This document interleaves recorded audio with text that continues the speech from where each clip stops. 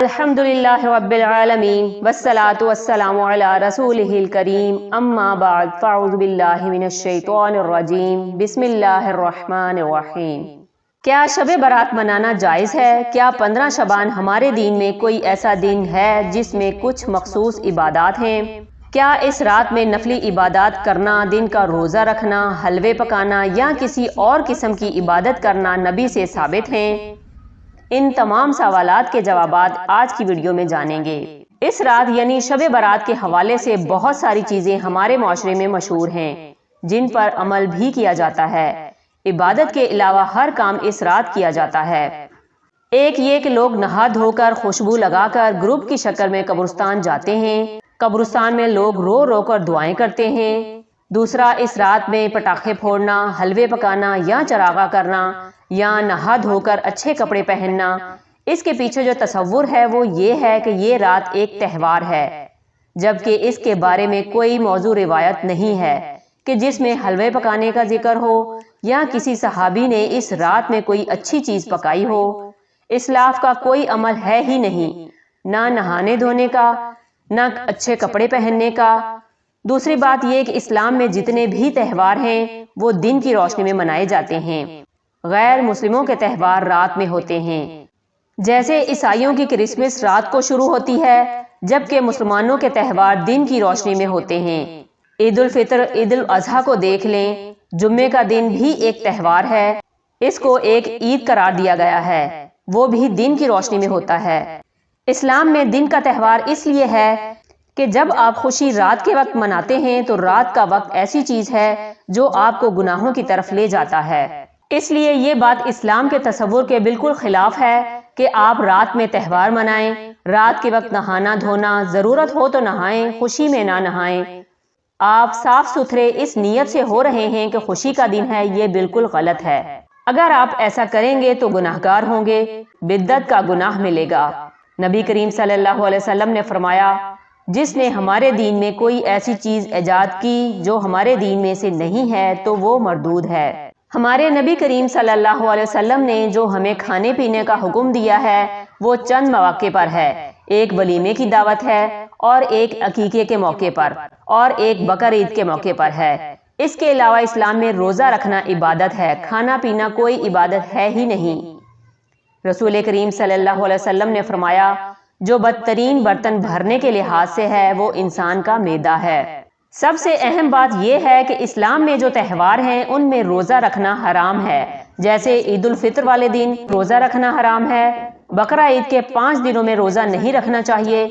اسی طرح نبی کریم صلی اللہ علیہ وسلم نے جمعے کے دن کو روزہ رکھنے سے بھی منع کیا ہے، کیونکہ اس میں بھی تہوار یا عید کا عنصر آ گیا، تو جہاں بھی عید کا تصور آئے گا وہاں روزے کا عنصر ختم ہو جائے گا۔ نبی کریم صلی اللہ علیہ وسلم نے زیادہ تر پیر اور جمعرات کا روزہ رکھا ہے۔ اگر آپ صلی اللہ علیہ وسلم کے ولادت کا دن تہوار ہوتا یا اسے منانے کا حکم ہوتا تو آپ صلی اللہ علیہ وسلم پیر کے دن کا روزہ نہ رکھتے۔ روزہ رکھنا اس بات کی علامت ہے کہ اس دن کو منانے کا تصور ہی نہیں ہے، کیونکہ جب بھی آپ کوئی تہوار مناتے ہیں تو کھا پی کر مناتے ہیں، جبکہ نبی کریم صلی اللہ علیہ وسلم نے اپنی پیدائش کے دن کو روزہ رکھ کر عید کا تصور ختم کیا ہے۔ اس رات میں ایک اور مسئلہ ہے قبرستان جانے کا۔ قبرستان جانے کے بارے میں ہمارے پاس ترمذی کی ایک روایت ہے جو اکثر ہر جگہ روایت کی جاتی ہے کہ حضرت عائشہ رضی اللہ تعالیٰ عنہ فرماتی ہیں کہ آپ صلی اللہ علیہ وسلم چپکے سے اٹھے اور باہر تشریف لے گئے۔ حضرت عائشہ رضی اللہ تعالیٰ عنہ کو یہ خیال گزرا کہ کہیں دوسری زوجہ کے پاس تو نہیں جا رہے، تو وہ پیچھے پیچھے چلیں، تو آپ صلی اللہ علیہ وسلم جنت البقیع گئے اور مردوں کے لیے مغفرت کی دعا فرمائی اور آپ صلی اللہ علیہ وسلم واپس تشریف لے آئے۔ یہ روایت سند کے لحاظ سے بہت ضعیف ہے۔ خود اس حدیث کو نقل کرنے کے بعد امام ترمذی فرماتے ہیں کہ میں نے امام بخاری سے سنا، وہ اس حدیث کو ضعیف قرار دیتے تھے۔ تو قبرستان جانے کے بارے میں پہلی بات تو یہ ہوئی کہ یہ روایت واضح نہیں۔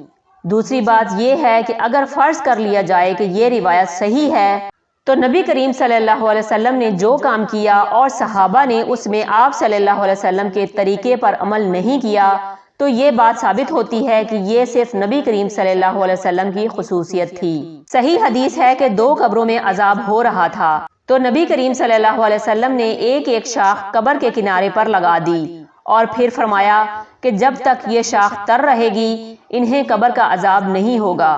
لیکن قبر کے عذاب کو ختم کرنے کے لیے اسلاف میں یہ عمل نہیں تھا۔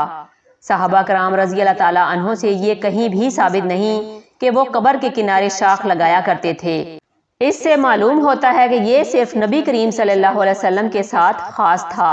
مشرکین مکہ صحابہ کرام رضی اللہ تعالیٰ عنہ کے بارے میں یہ طعنہ دیا کرتے تھے کہ اگر اسلام میں کوئی خیر ہوتی تو یہ لوگ ہم پہ سبقت نہ لے جاتے، اسی لیے اگر اس قبرستان جانے میں کوئی خیر ہوتی تو حضرت ابو بکر رضی اللہ تعالیٰ عنہ جاتے، حضرت عمر رضی اللہ تعالیٰ عنہ جاتے، حضرت علی رضی اللہ تعالیٰ عنہ جاتے اور صحابہ کرام رضی اللہ تعالیٰ عنہ کی جماعت جاتی۔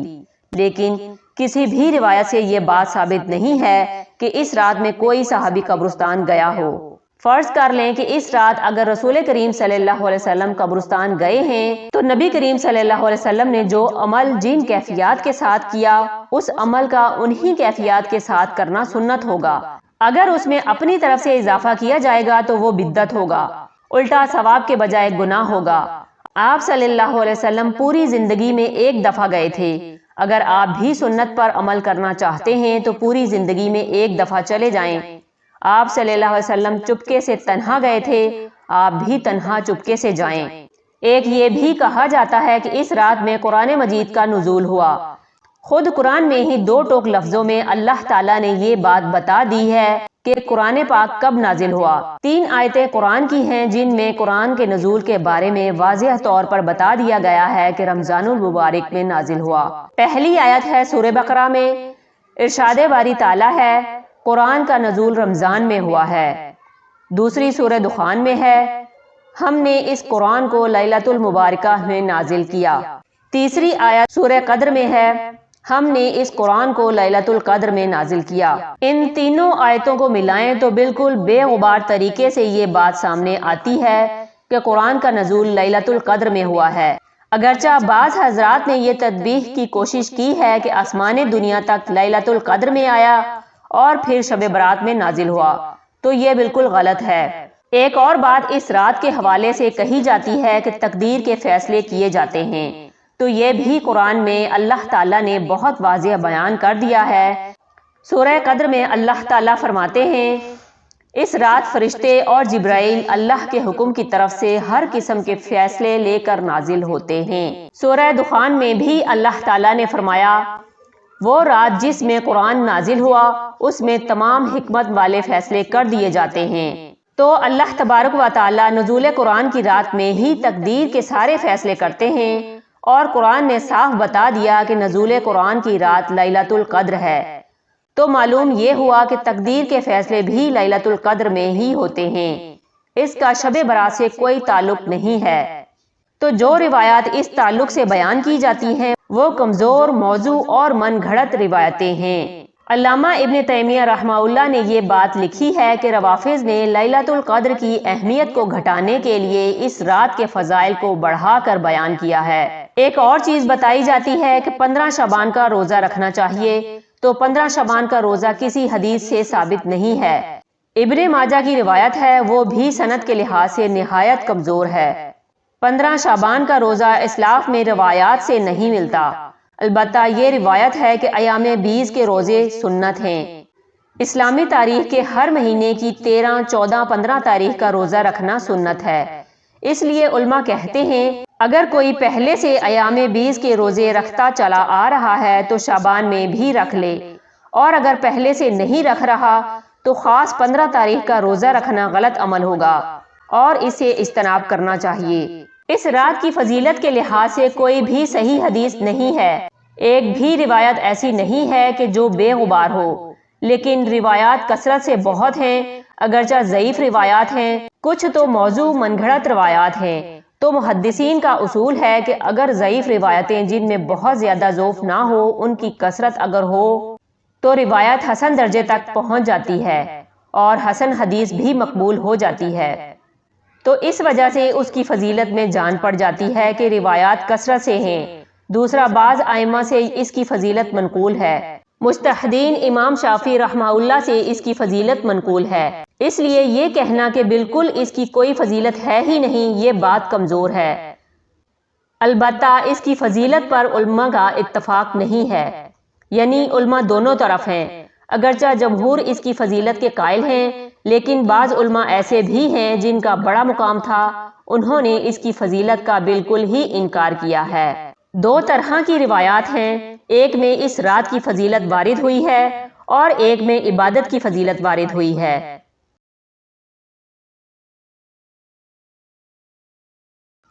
تو یہ اچھی طرح سمجھ لینا چاہیے کہ کسی دن یا کسی رات کی فضیلت سے اس میں عبادت کی فضیلت ثابت نہیں ہوتی۔